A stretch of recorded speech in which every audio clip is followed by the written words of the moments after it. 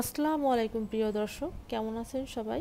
আজকে আপনাদের করে দেখাবো হচ্ছে স্বাস্থ্যসম্মত একটা রেসিপি, আর সেটা করব হচ্ছে ঘাটকুল দিয়ে। এই জিনিসটা আমরা অনেকেই খেতে পছন্দ করি, আবার অনেকে আছে যে এই জিনিসটা কিভাবে খেতে হয় সেটাই জানে না। চলুন তাহলে যারা জানেন না তারা আজকের রেসিপি দেখে শিখে নিতে পারবেন, আর যারা জানেন তারা আরও কিভাবে বেশি ভালো করতে পারবেন সেটাই আপনাদের দেখাই দেবো। এখানে আমি কতগুলো ঘাটকুল নিছি, আর এই ঘাটকুলগুলো আমি বাড়ি থেকে তুলে নিয়ে এসেছি। আপনার চাইলে এগুলো বাজার থেকেও কিনে নিতে পারবেন। এখন এগুলো কেটে খুব ভালো করে ধুয়ে নিয়ে একটা হাঁড়িতে বসাই দিলাম একটু পানি দিয়ে সিদ্ধ হওয়ার জন্য। সাথে দিলাম হচ্ছে একটু লবণ আর হচ্ছে হলুদের গুঁড়া। খুব বেশি লবণ আর হলুদের গুঁড়া দেওয়ার দরকার নেই, যাতে এর কষটা বেরো যায় এরকমভাবে হচ্ছে দিলেই হয়ে যাবে। আর এটাও খুব বেশি সিদ্ধ করবো না, অল্প একটু জাল করে নিলেই হচ্ছে হয়ে যাবে। যখন এটা জাল উঠে যাবে তখন 2-1 মিনিট নাড়াচাড়া দিয়ে হচ্ছে নামিয়ে ফেলতে হবে। আর এই যে দেখুন এই ঘাটকুলের এই পানিটার কালারটা ঠিক কেমন হয়েছে, এর কষ পানিটা বেরোয় গেছে। এখন হচ্ছে এইগুলো হালকা ঠান্ডা করে ব্লেন্ডার করে নিব, তবে আপনারা চাইলে এগুলো শিলপাটাও বেটে নিতে পারেন।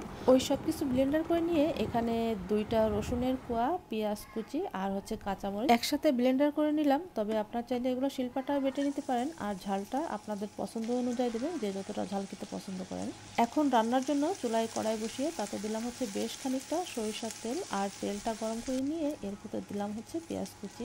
অবশ্যই এখানে সরিষার তেলটাই ব্যবহার করার চেষ্টা করবেন, যেহেতু এটা ভর্তা তৈরি করব।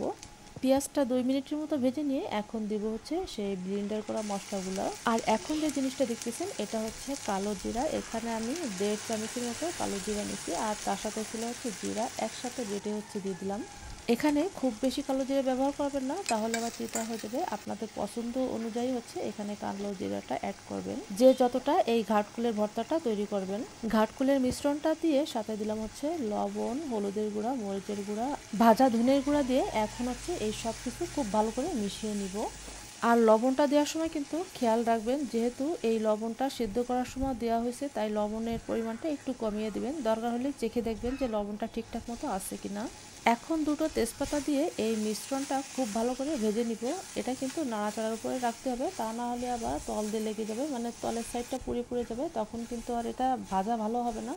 তাই এটা অনবরত নেড়ে হচ্ছে এটা জাল করে শুকিয়ে নিতে হবে। একদম যখন এটার থেকে তেল ফুটে আসবে তখনই হচ্ছে এটা নামিয়ে ফেলতে হবে। আপনারা দেখেই কিন্তু বুঝতে পারতেছেন আমি ঠিক কেমন করে ভেজে নিচ্ছি। এই ভর্তায় যেন কোনো পানি না থাকে সেদিকটা অবশ্যই আপনারা খেয়াল রাখবেন। দেখুন যে আমি কীভাবে ভর্তাটা তৈরি করতেছি। আপনারাও ঠিক একইভাবে এই ভর্তাটা তৈরি করে নেবেন। আমার ভর্তাটা তৈরি করা হয়ে গেছে, দেখুন কেমন হয়েছে। আশা করছি আজকের রেসিপিটা দেখে আপনাদের অনেক বেশি ভালো লাগছে। আর রেসিপিটি কেমন হলো অবশ্যই আমাকে একটু কমেন্ট করে জানাবেন। যদি ভালো লেগে থাকে তাহলে একটা লাইক দিয়ে দিবেন। আবারও দেখা হবে। আল্লাহ হাফেজ।